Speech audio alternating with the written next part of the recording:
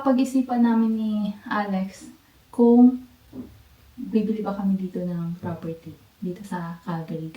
Yeah, kasi sa previous videos namin, nakita niyo naman, yun nga, dinispatcha namin yung mga bahay, lahat-lahat, at nagpunta sa Pilipinas. Pero ngayon na nagsisettle back dito sa Canada, napapaisip kami kung okay ba na bumili ulit. Dahil considering na maraming dumadaan sa balita na halos masasabi, hindi ko lang masasabi kung negative ba yun o positive. Pero yun nga, parang nagsitaasan na yung mga presyo ng bahay dito sa Calgary. Yeah, saka magko-continue ba kami bilang renters or papasukin ulit namin yung idea ng maging owners ulit ng Yes. house. So kasi may Homeowners. mga downside syempre or pros and cons pagka So, nag-own kung ng kayo, property. ano Oo. sa palagay nyo, ano yung masasuggest nyo para sa amin? Lalo na ngayon, nagsisimula ulit at kumbaga, wala kaming,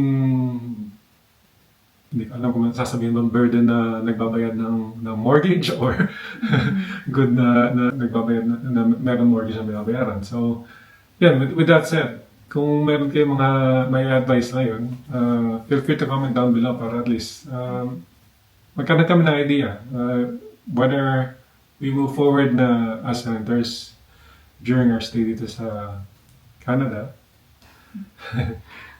Kasi ganito yun. Nasa isip talaga namin ni Alex, to be honest, is mag-retire sa Philippines. Yes. Eventually, hopefully sooner. Yeah. And alam niyo naman, pinaprocess namin yung adoption ni Rai. At the same time, gusto din namin na mag-settle muna dito. Yung anak namin makapag-aral dito, maging siya, komportable muna siya dito. Kaya parang bibili ba o hindi? Napapaisip sa ngayon dahil kasi nga, medyo malaki yung pagkataas ng mga real estate, kumbaga. Really something to papag-isipan, kumbaga, kung sa pagdadaanan namin habang nagpo-process na makuha si Raya at mag-settle back dito sa Canada. Sulit ba siya na mag-jump into the real estate wagon ulit? Yeah. Diba? Kasi may mga bagay na pinaplano din kami. Siyempre, within the lines of investment. Kasi sa Pilipinas, ikukwento din namin, gagawa kami ng set ng videos kung ano yung mga na-accomplish namin doon and ano yung passive income namin na doon sa Philippines. Yes, which is yun nga, nasabi na ni Molly, which is yung goal namin para sa retirement is mag-create ng passive income. Meaning, isa sa mga passive income option na kinoconsider namin is mag-invest within sa real estate realm. So, nagsimula na kami sa Pilipinas at given the opportunity na nandito tayo sa Canada ngayon, kinoconsider namin na i-add yung mga potential properties na pwedeng ma-acquire sa portfolio namin na bilang passive income ang goal. Yeah. So, as you know, si Rai, 8 years old siya ngayon. And hopefully, iniisip namin by 18 na siya or 21, pwede na namin siyang iwan dito. Kaya na niya, kumbaga. Tapos kami Siyempre, pupunta na ng Philippines. Hindi naman natin hindi maiwasan. Nandun pa rin kami. I-guide siya.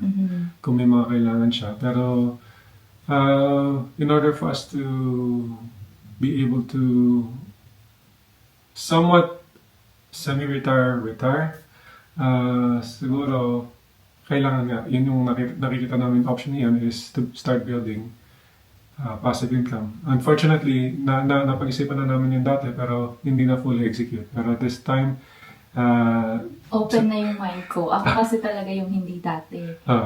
Matatakotin ako sa mga ganyan. Conservative talaga ako. Pero Yes. ngayon, open na yung mind ko.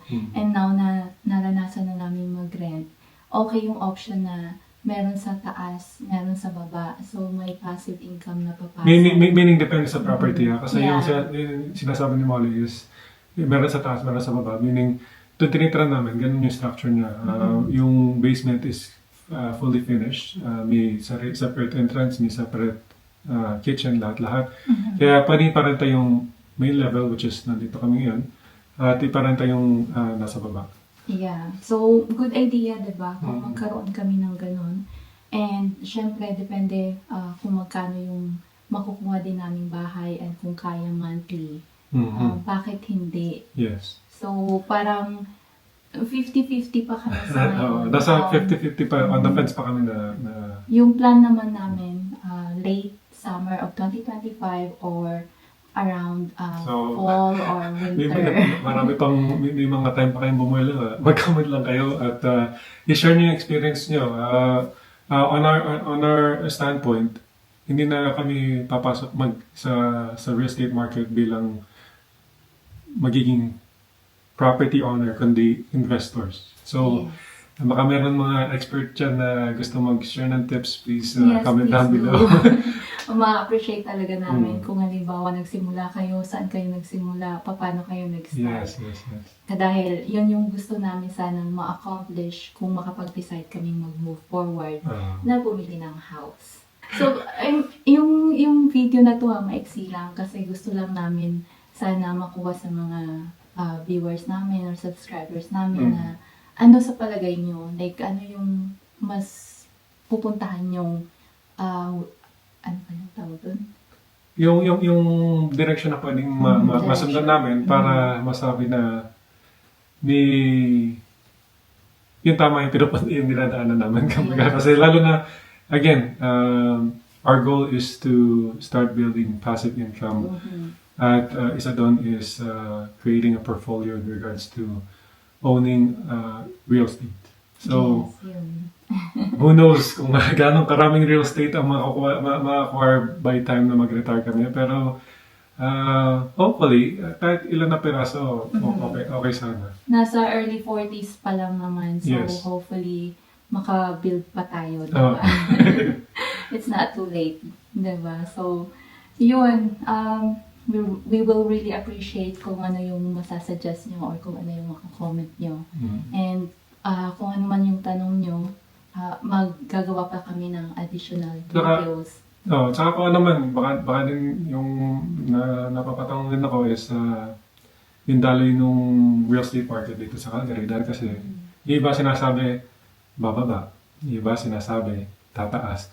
Binabawasan na, inistriktuhan yung immigration process dito sa Canada. Kaya less yung taong papasok, meaning it's either magkaroon ng surplus, diba? Magkaroon ng surplus sa market, so with the possibility na bumaba yung mga presyo ng bahay, or yung interest naman na bumaba, maingganyo naman mas maraming taong bumili, meaning may chance na mag-heat up ulit ang market. In our views. So, feel free to comment. Kasi yun talagang makakatulong talaga sa amin sa pag-decision sa moving forward. Total, mga next year pa naman siguro yung next year pa nagde-decide pa kami mag-move. So, yes, your comments would be more than welcome at talagang nagpapasalamat kami na eto meron kaming channel dito na ganito na pwedeng i-share sa inyo at baka makatulong din sa iba na nasa same dilemma sa amin. So I guess until next time. Bye!